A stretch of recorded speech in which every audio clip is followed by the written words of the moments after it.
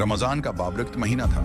हर तरफ इबादतों की रौनक थी, मगर एक यतीम लड़की रमशा के लिए यह महीना भी आजमाइशों से भरा था।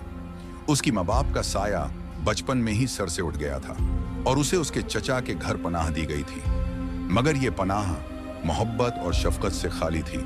चच्ची रिहाना बेगम और उनकी बेटी मैमुना इसके साथ नौकरानी जैसा सलूक करती थी। सुबह सवेरे उठा दिया जाता, सारे घर की सफाई, बर्तन धोना, कपड़े धोना, खाना पकाना, ये सब उसकी जिम्मेदारी थी। अगर कोई काम जरा भी देर से होता तो इस पर तानाज़नी, सख्त अल्फाज और कभी कभार मारपीट भी होती। चचा ज्यादातर घर से बाहर रहते और जब होते भी तो उनके सामने रमशा की फरियाद दबकर रह जाती। लेकिन रमशा की आंखों में उम्मीद की एक चमक थी। वो जानती थी कि उसकी आजमाइश एक दिन खत्म होगी। वो अक्सर रात को तन्हाई में आंसू बहाती और अल्लाह से दुआ करती, या अल्लाह मेरे लिए भी कोई रास्ता निकाल दे। रमजान की पहली सहरी थी।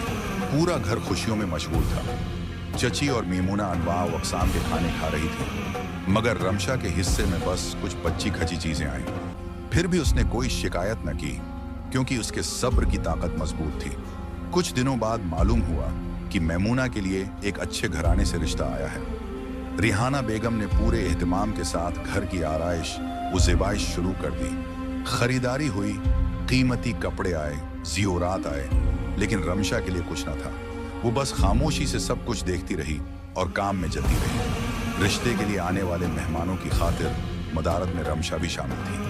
उसने चाय और लवाजमात की ट्रे पकड़ी और मेहमानों के पास जाने लगी। जैसे ही वो कमरे में दाखिल हुई, सबकी नजरें इस पर जम गईं। वो सादा मगर मासूम और बावकार लग रही थी। इसका हुस्न, इसकी सादगी सब पर असर डाल चुके थे। लड़के की माँ ने हैरत से पूछा, ये लड़की कौन है? रिहाना बेगम घबरा गई। ये बस हमारी नौकरानी है और गूंगी भी है। लेकिन लड़के की माँ की नजरें कुछ और ही कह रही थी। वो रमशा को देख रही थी जैसे वो कोई कीमती चीज हो। कुछ दिन गुजर गए, मगर लड़के वालों की तरफ से कोई जवाब न आया। मीमुना बेचैन थी और रिहाना बेगम गुस्से में थी। उन्हें यकीन था कि रमशा की मौजूदगी की वजह से रिश्ता नहीं हो रहा। ये मनहूस लड़की हमारे रास्ते की रुकावट बन रही है, रिहाना बेगम ने गुस्से में कहा। एक रात उन्होंने रमशा को एक तारीक कमरे में कैद कर दिया। उसके हाथ और पांव रस्सियों से बांध दिए गए और 2 दिन तक उसे भूखा रखा गया। वो दर्द से तड़पती रही, मगर जबान से एक लफ्ज भी न निकाला। वो सिर्फ अल्लाह से दुआ करती रही, या अल्लाह तू सब देख रहा है, मेरा कोई नहीं बस है तो ही है। 2 दिन बाद चचा की अचानक घर वापसी हुई। जैसे ही वो आए, उन्हें घर में अजीब सी बेचैनी महसूस हुई।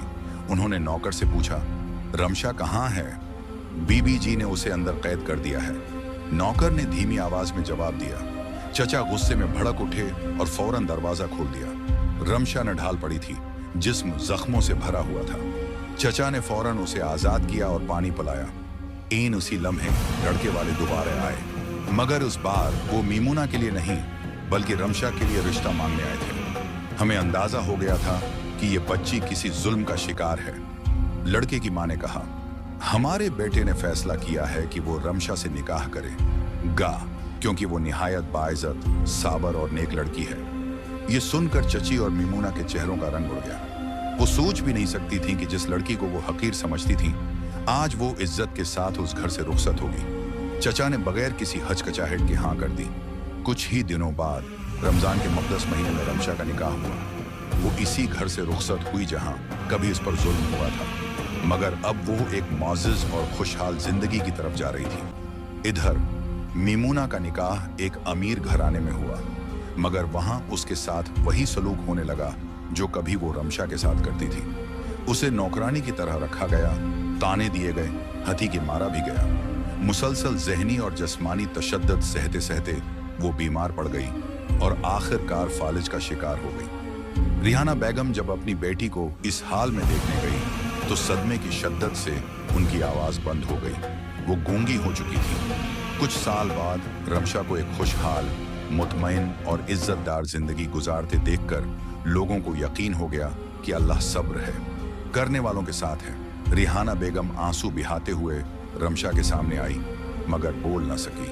रमशा ने नरमी से कहा, मैंने आपको माफ किया, मगर रिहाना बेगम है, कि आंखों से निकलने वाले आंसू गवाही दे रहे थे कि मुआफी मिल जाना काफी नहीं था।